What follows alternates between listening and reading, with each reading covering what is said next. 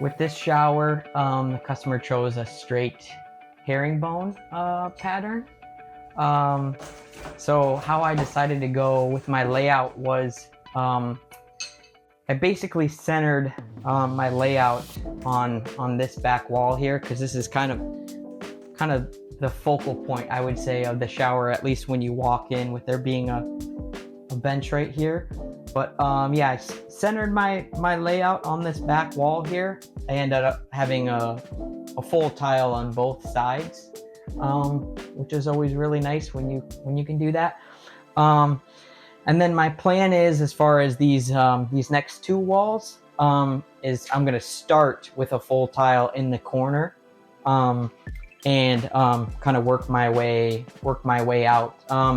And then I positioned the niche in a spot where it shouldn't have any L cuts around the niche, which is always visually appealing, I would say, most of the time when you're able to do that.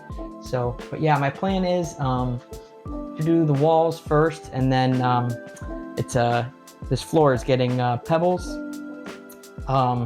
So I'll probably do the walls first, and then the floor. So when I was first laying things out, I kind of laid things out with a 16th inch grout joint.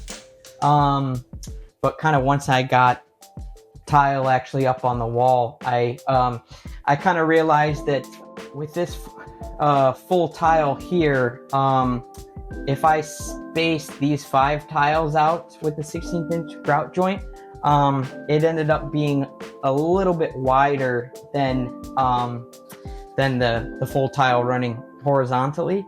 So I kind of ended up just butting the tiles together, just so that way these 5 tiles are, staying within that measurement of a full tile. So just kind of had to adjust things a little bit, but so far that's kind of been the only change that I kind of made since making kind of my initial layouts.